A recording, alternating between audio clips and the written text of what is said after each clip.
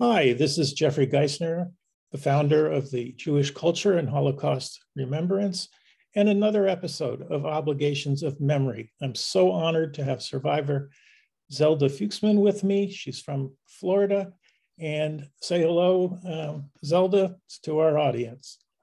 Hello, Jeffrey. A pleasure to be with you this afternoon. Okay, and we're just about right around the corner of celebrating Yom HaShoah. And so I know that you have a lot to say about Yom HaShoah, which we'll include, but why don't we take a few seconds and tell the audience about you, where you live now, and how you got from the Holocaust to where you are now. Well, originally, we immigrated to the United States from a GP camp, Stuttgart, in 1949. I was 13 years old. We settled in Chicago because my father had two sisters and two brothers that came to the States at the turn of the century. And my father didn't see his oldest sister from the time that he was 4 years old. So we had a reunion. And life was difficult in Chicago. I was 13. I came without a language. But I must tell you, the experiences of the Holocaust brought about our locations of survival, that I came with 5 languages to the United States, but not English. I am pretty good in 3 languages now, but the other 3 I could understand. You know, if you don't use it, you lose it. Which languages are you speaking fluently? I speak Yiddish fluently, of course, English and Russian pretty well. Really? And how do you speak Russian in the community in Florida? Or is it not really, no. So how do you keep your Russian in You know, when you learn something when you're very young, it kind of remains with you. Something that you learn later, it flits by. And also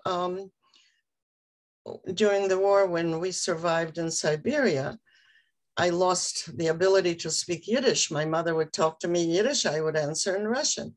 That was after the war, when I was in a children's home, they called me the Russische Mädel, the Russian girl. And in reality, you know, what they did for us is that we were able to survive. Of course, thousands upon thousands of Jews died in Russia, but about 300,000 survived that ran away or were taken during the Second World War. So you were in a DP camp, you came to Chicago. How did you meet your husband? Well, he was also a survivor. And the teenagers, the American kids, looked at us as if we were odd. Our clothing was not popular, no cashmere sweaters, no leather jackets. You know, you spoke with an accent, you lived with hand-me-down furniture, and shared an apartment with a cousin or something like that. What year are you talking about? 1949. Okay.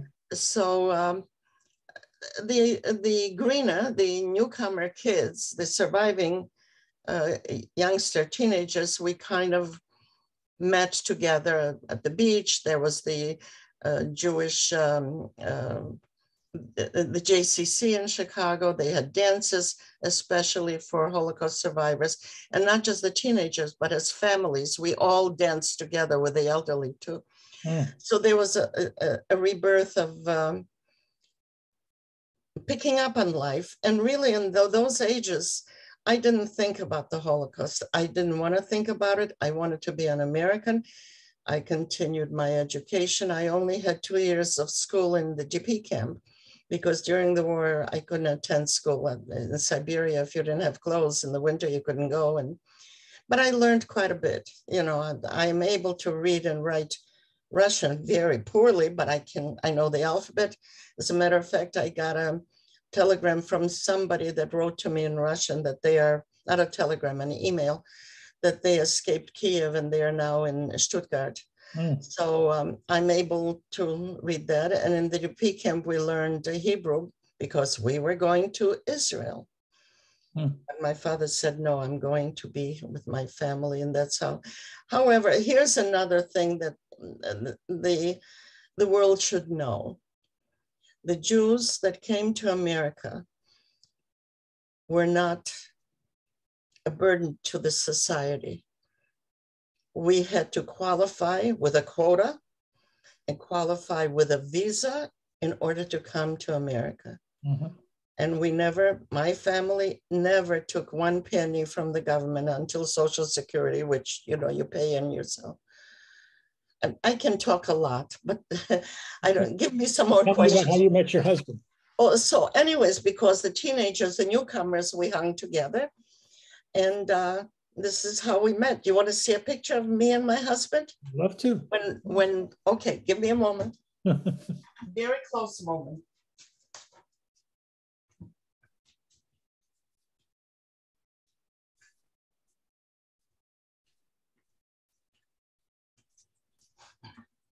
Oh, very nice. Terrific. And what was that at a wedding or? No, this was at the Shapery nightclub. It was after the prom night. You went somewhere to celebrate, and we wound up at the Shapery nightclub. And I was 18 and my husband was 21. And we actually got married later that year. And what was his name? What was his name? His name was Herschel. And let me ask you again, what was he doing as a profession? What were you doing as a did you have a profession? It was a struggle. Herschel was, at first he worked as an apprentice jeweler and went to night school. I continued my education because I was younger, from the age of 13. And in those years, it wasn't necessary for a girl to continue to college, and we didn't have the funding. So I finished high school, but I had both enough credits for college and business. So I started to work for a publishing company. Mm. And really, you know what, I did steno and typing, but mostly the job is to send out mailings, stuffing envelopes and sending, you know, this kind of stuff. But eventually I ran the office. It was a small office, and it was a magazine for electronic jobbers. That was a specific clientele for that particular and basically I worked for a couple of publishing firms. I worked for an advertising agency, and I worked for one of the really finest photo lab companies in Chicago that did the work for even Playboy Club. And we saw pictures of the girls before they were touched up. So yeah. That's funny. And I helped my husband throughout the years. He became an insurance agent, and he worked for Allstate for 27 years. Interesting. So how many children do you have? We have 2 daughters. One actually lives in Indianapolis, and she is a teacher. She has a master's degree and teaches math and science that hated when she was in school. And what grade does she teach? She actually teaches all grades at a school for the blind. Oh, that's beautiful. Yeah, and so that's what she does. And my younger daughter lives not far from me, and both of us had tragedies. She lost her husband 3 years ago after 7 years with ALS, and I lost my husband 2 years ago, not from COVID, but lockdown and open heart surgery, and infections set in, and he didn't recover from that. But both of us, we support each other. And I have one granddaughter, which will be graduating high school. And my granddaughter in Indianapolis, she's a veterinary tech. She runs an emergency room for animals at an animal hospital. So now I know a little bit more that the audience does about you, but now it starts to clue me in as to how you got into manuscripts and helping editing manuscripts, because it comes back, I guess, from your publishing days. So why don't you tell the audience what is occupying your time today and what you're focused on? Well, shall I go back how and then come to this point? Please. I think our family had kind of the talent of gab and writing. My brother passed away 3 years ago, and he was a professor he was fluent in not only in speaking, but writing and literature of at least 7 languages. He played every instrument except the wind instruments. He was an entertainer. You could actually see him on YouTube if you're interested, that his son put it in. What's his name? His name is Dr. Noah Marcel. And he's on YouTube. You could discover some of his, and he was an entertainer besides being a professor teaching languages. Mostly he was teaching, German, Polish, Hebrew, humanities. And at first in high school, and then he was in at college in Chicago. He didn't want to go away from the family. And let's see, what else can I tell you? Where did I expand? I think I'm a facilitator wherever I am, and I'm a good learner. So what are you doing with manuscripts today? Today, actually, I'm working on one. We finished one of our members. Well, before you go, explain what organization you're involved in and how you spend your time, so the audience knows how we can put this together. There is, years ago, they said if you were a child, you were not a survivor. What do you remember? You didn't suffer. You were a kid. You don't know anything. But of course, we know everything. Children, I have memories from the time I'm 2.5, 3 years old, from before the war. And my mother would say, how do you remember? So I used to draw, I know how to draw. I used to draw pictures for her where the furniture was standing. And she would say, Taka the Gedanks, you really remember. But I do remember, because she also called me a Tim Tam, meaning that I wasn't finished. I was deficient in my brain because I didn't start talking till the age of 3. Now you can't shut me up. So how did that happen? We had a friend who was a partisan in the force, and he actually wrote a book of 600 pages of all, and he used to talk a lot. And he wrote a lot. 600 pages is not viable, and his English wasn't exactly for a book. So I offered to rewrite it for him. And eventually, it was rewritten by a professional editor that he paid a lot of money for, and I did it for nothing because I just have to do it. And they reduced the 330 pages that I had edited for Herald to about 225 pages. And the reason they did it, they were more interested in capturing the anti-Semitism against the Jews in the partisan movement, rather than the entire story of his life. But I have his manuscript, and I am donating it. I got permission from his granddaughter to give it to the museum here in Dania, Florida, so they could have something on it. And then one of our members in Chicago, we started a child survivors movement when there was a Dr. Kostenberg that was interviewing children with their stories. And I don't know what that noise is, but forgive me. We came to Chicago to interview us, and we organized a child survivors group there. And so one of the members was a twin, and she was hidden by Polish people. She survived.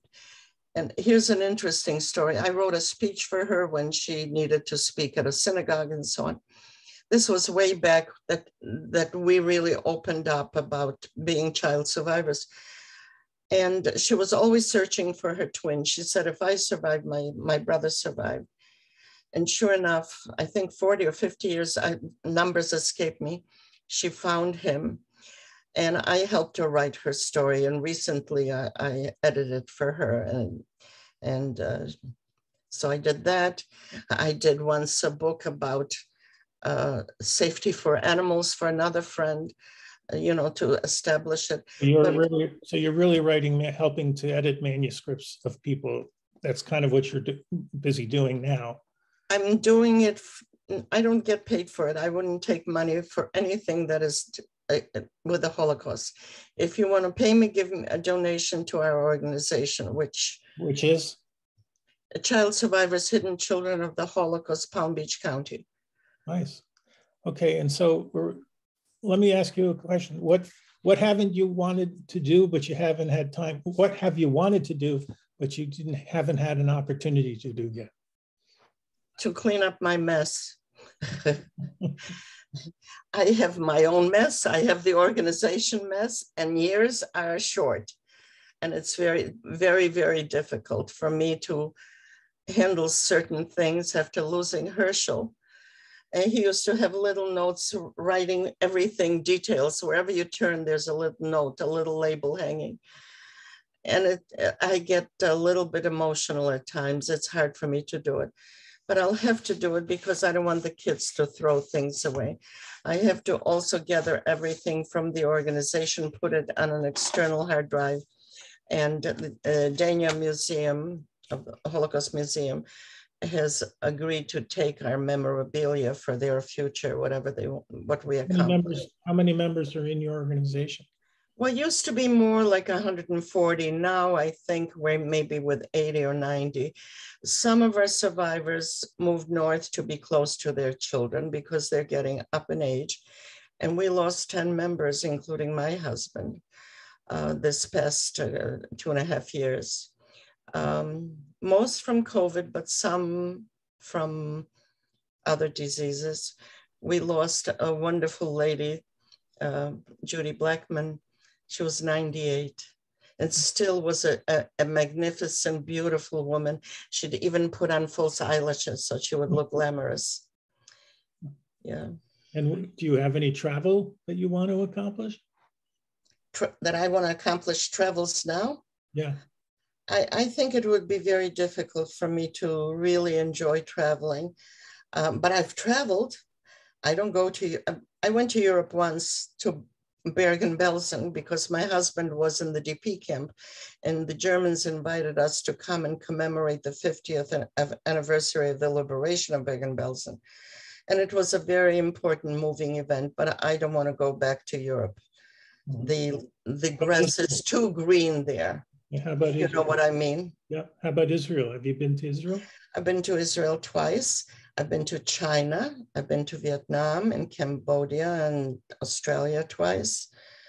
And so tell me your recollection. What was your main thoughts about Israel when you went to Israel? Now, my parents were survivors as well, and they were liberated, and my mom went to Israel. My father escaped at age 15 from Nazi Germany, and he went on the last Kindertransport by Hadassah Aliyot to Israel. So they met each other in 1948 in Tel Aviv, and they got married in 1950, and they came to the United States, Allentown, Pennsylvania, in 1954, pregnant with my sister, and I was born in 58. So tell me, I've never been to Israel, believe it or not, and neither has my wife, so we have that on our bucket list. So tell me what was memorable for you when you went to your 2 trips in Israel. Well, let me tell you that after the war, and then the DP camp at the age of 11, I found out that I was somebody. I was not anymore a child of observing and being hungry and just avoiding anything that may disturb me in any way. And this is where, in the DP camps, children like me were reborn in terms of knowing who we are. We went to school, we learned Hebrew and Yiddish. I learned also the writing, the alphabet and so on. Of course, Hebrew and Yiddish is the same alphabet. And there was a spirit in the camps. And even after the war in all these survival cities like Stettin, they had children's homes, and it wasn't just children's home, it was organizations. Shomer Tzayir, Dror, Mizrahi, everybody had a different affiliation. And that's how it was in the DP camps. There was a spirit, and the schools that we had there, they sent from Israel teachers to help teach us at the school. Hebrew. We had to speak Hebrew in this school. We learned to speak. I was fluent in Hebrew. Of course, you have to understand every of the language that I know, or maybe not English, is limited in vocabulary, because if you don't read, you don't build a vocabulary. Mm-hmm. But it gave us a spirit. I am somebody. I'm not the subhuman. Although we didn't know what it meant. We didn't know what it meant, the Holocaust, and we didn't want to know. That this is another thing. When you're 11 years old, you don't want to think about things like that. You want to jump rope, you want to ride a bicycle, you want to get together with friends and so on. But there was a spirit, and we used to have the Karen Kayemet, the little blue boxes, collect money on the street from survivors so that can be sent to Israel. And we, of course, had meetings, kinnusim, and summer camp that we went to get together with children. And everything was Israel and Israel. And Mrs. Roosevelt came to visit our camp. She traveled all over Europe, I think, inspect not every camp, but she came to Stuttgart to see how we're being treated as Holocaust survivors, DPs. And we danced for her and sang for her in our school. We had actually a Jewish ballerina from Warsaw that was teaching us ballet in the DP camps after the Holocaust. So we didn't come out to America out of the mud holes. When did you make your first trip to Israel? I don't remember the date exactly. You went with your husband, right, Herschel? With a husband, yeah. So what was memorable for you when you went there? You know what is memorable is when you come in and you see what the Jews have accomplished. These Jews that people said Jews don't know how to handle tools. They don't know how to garden. And you see this. And then also when you're in Jerusalem, especially, and you pick up a little pebble and you say, this is part of the Torah. This is where it all happened. And, revisiting the different places. There's a certain, not an awakening, a feeling that I'm somebody. We're part of the history. We're greater than just the subhuman that we were declared. And now the anti-Semitism is horrendous, what's going on. But there's a certain feeling that brings you back to the history of the Jews. Never mind the religion, but the history based on all these thousands of years. That's where I belong. Mm-hmm. I belong to that history, you see. So when they ask me, do I have faith or God or whatever, I don't commit myself, but I say, you know who I am? I am part of this history, and I'm proud of that. So we're going to just about have to wrap up. So I know we're coming right around the corner to Yom HaShoah. And so I know that you have a lot of passion for Yom HaShoah, and maybe you want to say something or read something about the speech that you may have given at the synagogue, which I think is really on point. I don't know if it's available today for you to repeat that speech that you gave. You want me to repeat it? Yeah, it's a different, I wouldn't mind if you, I think it's really appropriate. What is appropriate is on many occasions, when you talk about Israel or you talk about the Holocaust, people will say enough already, forget about it. It was then. But we cannot forget about that. This is not only an event against the Jews, it's an event against humanity, what happened. Genocide of 1.5 million little babies, children.